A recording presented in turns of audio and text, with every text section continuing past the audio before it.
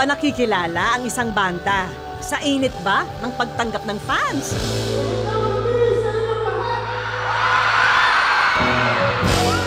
Sa galing ba nilang tumugtog?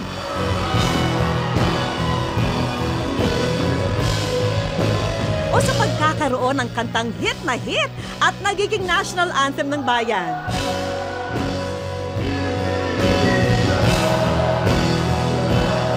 Anong hiwaga ang taglay ng musika na nabubuo ng siyam na magkakaibigang pinagbuklod nito?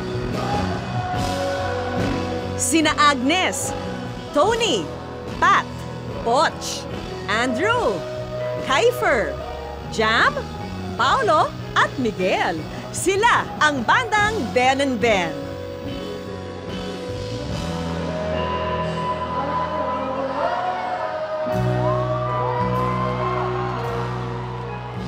Maybe the Night, Pagtingin at Kathang Isip.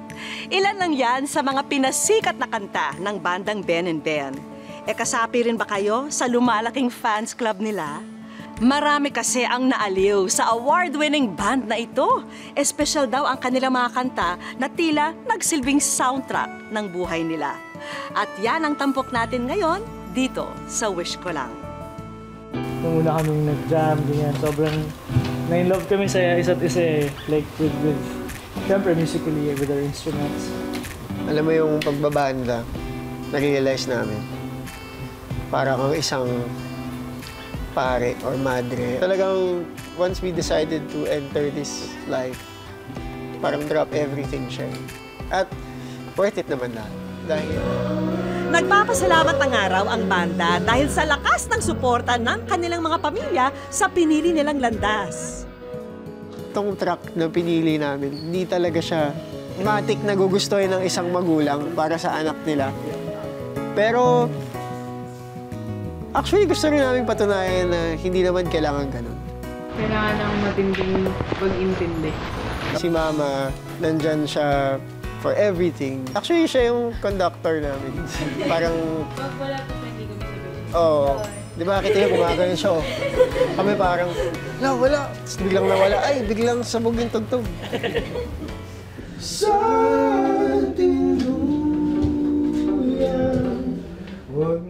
At ang susi raw sa kanilang pag-stay together, communication talaga is key. Kasi hindi maiiwasan na there are times na we want to fight each other about certain things. We make sure to always talk about it and resolve. Dapat parating may resolution. pero tulad na nga ng kanta nila, sila raw ang pinipili araw-araw ng mga tagahangang aming isasabay sa isang espesyal na biyahe. Nariyan ang loyal na tagahanga na magkasintahan na sina Kim at boyfriend niyang si Jim. Ako kasi nung bago pa kami mag-meet, naririnig ko na talaga yung The Benjamins pa lang. Dalawa pa lang sila ni Pao at ni Miguel. Si Anthony, isang hardworking IT programmer na jack of all trades. Positive yung team, yung vibes ng mga kanta nila. Kaya kumbaga para sa akin, nag-stand out sila sa ibang mga kasabay nila ng banda ngayon. At ang ina na si Mary Ann, kasama ang kanyang unika iha na si Therese. Sabi ko, wow, parang iba yung itsura nila. Long hair, tapos iba yung outfitan. Tapos po nung clinic ko yung mismong music video nila, parang nakot din ako nung kanta kasi maganda. E ano naman ang kwento ng mga buhay nila? At paano sila nahumaling sa mga awitin ng banda?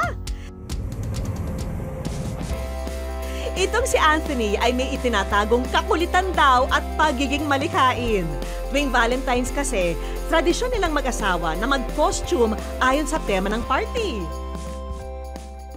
Pero alam niyo ba, kinarir din niya ang pag-costume nang naisipan niyang gawa ng parody ang kantang Pagtingin ng banda. Dami pang gustong sabihin, ngunit wag na lang muna. Catchy siya, tapos yung lyrics medyo naisip ko agad yung pwede ito sa pang pagtikin.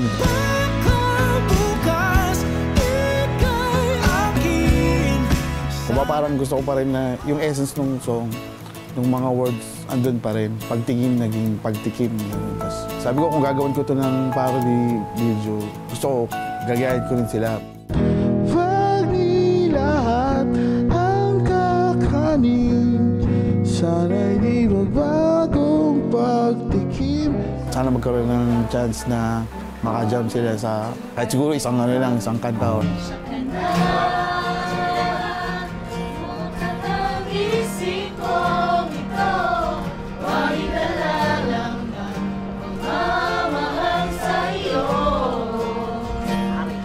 Dala naman ng pagmamahal niya sa musika ng banda ang pagka-super fan ni Kim. Bandang 2017, ayan na yung lumabas na yung Kathang Isip, tapos yung Maybe the Night.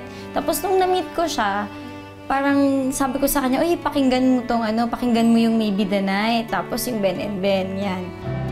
Higit sa isang taon na rin na official couple ang dalawa. At dahil mahal ni Kim ang bandang Ben and Ben, full support si boyfriend Jim sa kanya.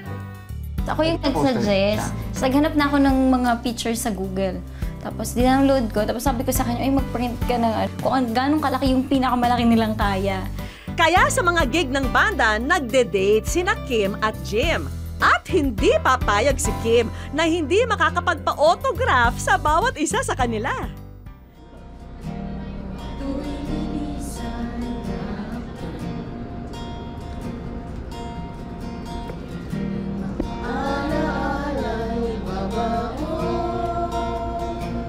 Pero minsan sa biyahe ng buhay, may mga pangyayari na nagdudulot ng maraming tanong. At mahirap ang pag-move on. Isa na sa kanila, si Mary Ann. Habang nag-YouTube ako, nakita ko yung video ng, kumbaga thumbnail lang sa recommendation, yung Kathang Isip.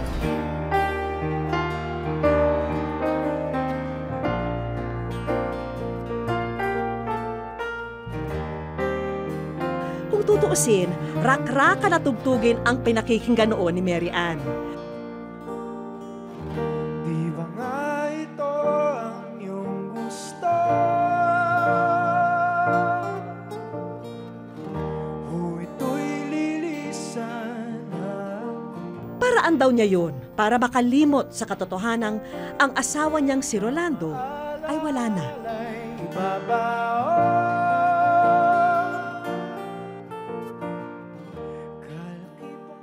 Nung una po, ang sabi po kasi,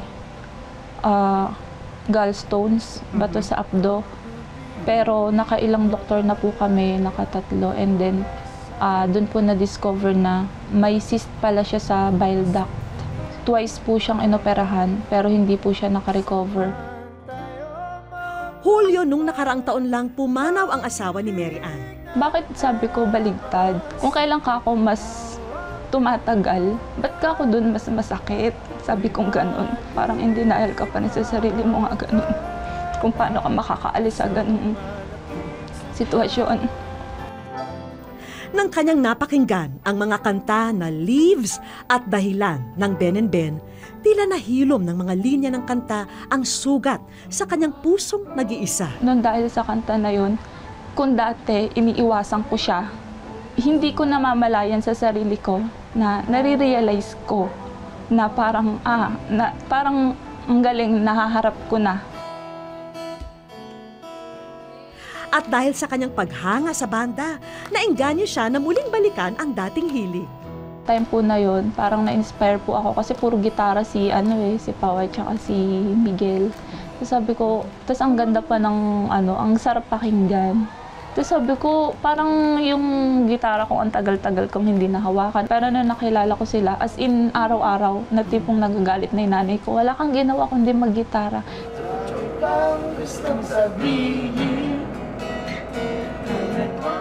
May gusto rin kaming sabihin sa kanila, pero wag na lang muna dahil kukutsabahin muna namin ang iyong idolo para sa isang tatak wish ko lang na sorpresa.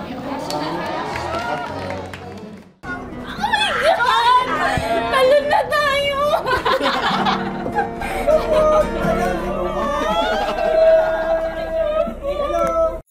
Wish ko lang. Inipon namin ang mga piling tagahanga ng Ben and Ben at pinasakay sa isang bus. Saan ang biyahe? Special trip daw ito dahil tiyak, masosorpresa sila. Ganun katuling nawala. Bawat paghinga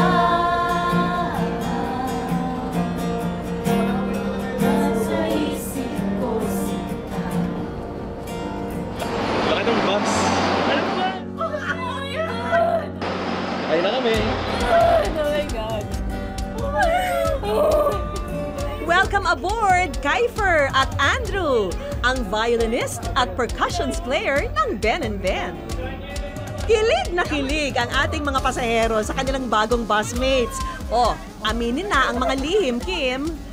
Ako yung nagpa-picture sa Glorieta, yung sinundan kita mula sa cinema hanggang yung premiere ng LSI.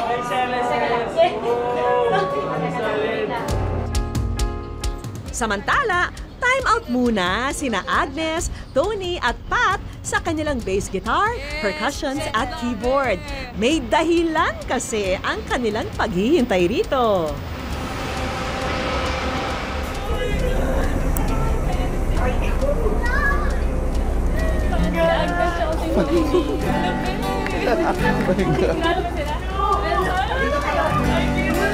The more, the merrier. Kaya sali rin sila sa ating trip. Para sa mga loyal na fans, tiyak magiging bahagi ng kanilang tala-arawan ang mga sandaling ito. Sa isa pang bus stop, mukhang may mga nakakakilala na sa kambal na bokalista ng banda.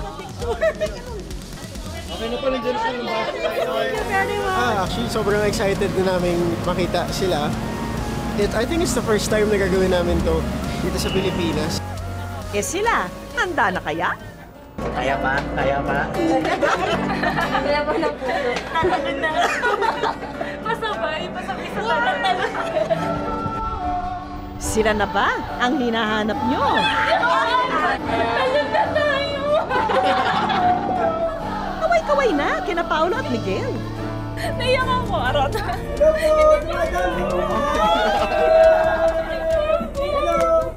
Hello, Mom.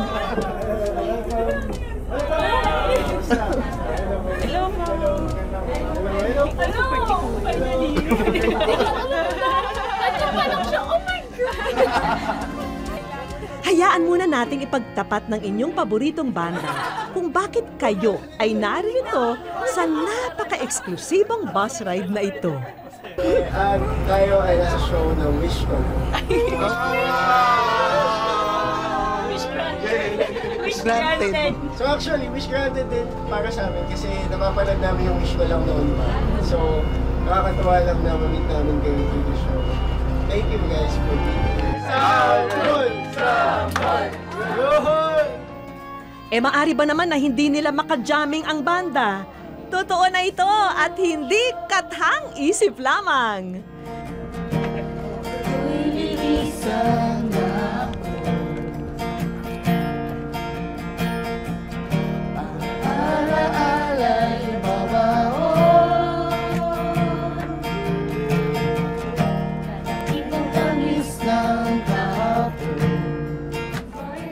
Isa-isa rin nakapagbahagi ng kanya-kanyang kwento ang mga tagahanga ng banda.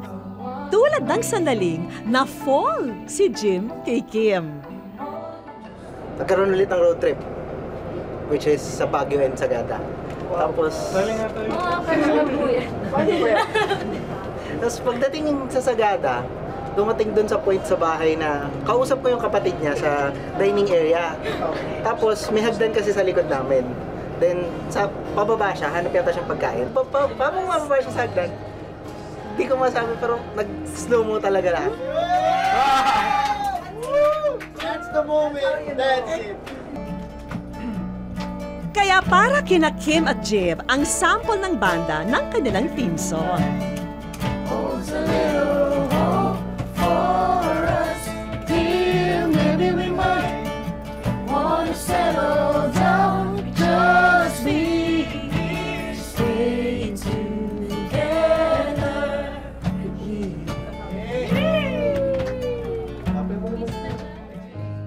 Nakinig din ang Ben and Ben sa kung paano nakatulong kay Mary Ann ang mga linya sa kanilang kanta na dahilan. Nabasa ko yung parang sabi kasi din, bakit, bakit kung ang buhay ay biyaheng balikan, bakit papunta pa lang, ito'y tutuldukan. Parang sabi ko, no, parang oo nga, bakit kasi ganun, bakit may mga taong ang agang nawawala, parang ganun. Parang naano ko dun sa kanta. Pero sabi nga doon, lahat ng bagay may dahilan. The thing about songs ay iba-iba yung interpretation ng mga tao. Pero yung dahilan talaga, nung sinulat siya, literal tungkol talaga siya sa death. Pero something as heavy as death, parang it's something na, especially yung ganung biglaan, parang hindi mo talaga siya ever maiintindihan eh. At para sa banda, higit na mahalaga raw sa kanila ang malaman ang mga personal na kwento ng kanilang mga bagong kaibigan. Marami din talaga kaming natututunan sa mga tao na nakikinig sa amin. As much as meron silang nakukuha from listening to our music. Parang ang dami namin na ibabaon na after ng tugtog namin. Kahit na nakakapagod siya, parang yun yung pinakapahinga namin na meron kaming mga narinig ng mga kwentong ganito. May pabaon din siyempre na mga regalo ang wish ko lang para sa mga bagong kaibigan ng Ben and Ben. Actually, birthday niya nga. Lahat sila may bagong album ng banda. May personalized shirts din sila at special items na magpapaalala sa kanila sa napakasayang araw na ito. Isang masayang ride home to GMA ang naranasan ng ating mga bida. Dahil dito, may isa pang sorpresang naghihintay.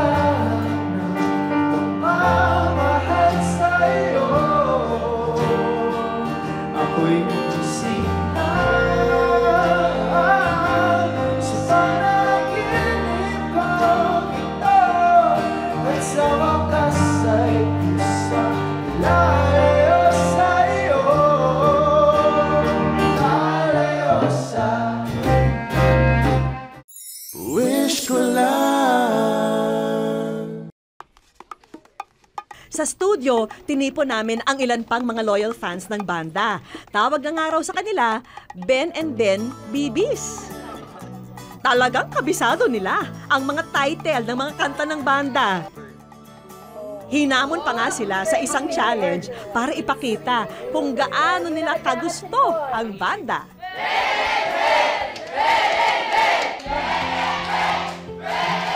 May iba pa atang gustong sumali sa kanilang chat, ha? Walang iba, kundi ang Ben and Ben mismo.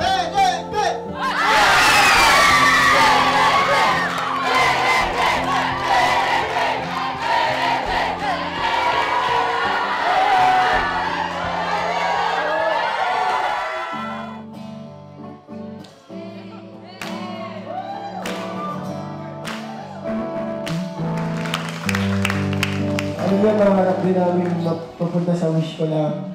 Kaya wish come true din sa amin. Pero, more importantly, gusto namin ipakilala sa inyo ang aming mga bagong kaibigan din today. Si Jim, tsaka si Kim. Nakakala sila. Si Mary Ann, tsaka si Davis. At syempre si Tony, tsaka si Lee. Pwede mo lang silang palapakan doon. Never go this coming. Hearts have never been this close. I've never been more certain that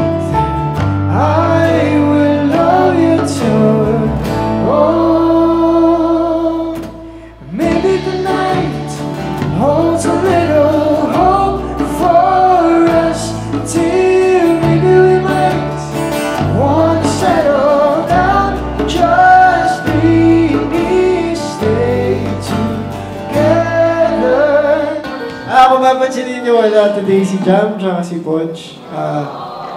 Si Jam may trangkaso, so let's pray for Jam. Pero get well soon. I think, so nagpapahinga siya today. Si Poch naman, may wait na rin. Talagang okay na ito.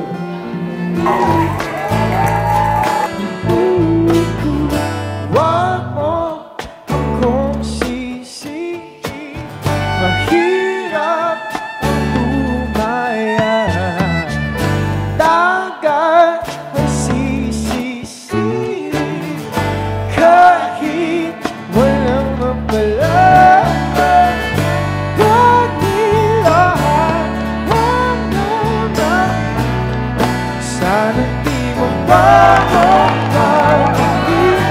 Merong nag-parody ng... Merong nag-parody ng pagtingin. Tapos, grabe, sobrang ma-relate kami kasi alam niyo, sa mundong ito, ang isa sa mga pinakamahirap gawing bagay ay ang magpapayat. Tama!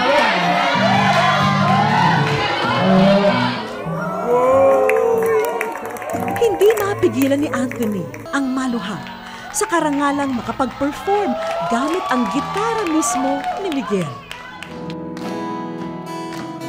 Dami pang gustong kainin, ngunit piling ako. Ahuyin na lang ang hangin, lukin ng saliva. Bakit lasang ganito? Mukhang patok din sa mga bagong kaibigan dito sa studio ang version ni Sir, ha? Ako ay nangihiro. Sana'y magbagong pag-ibig. Wish ko lang.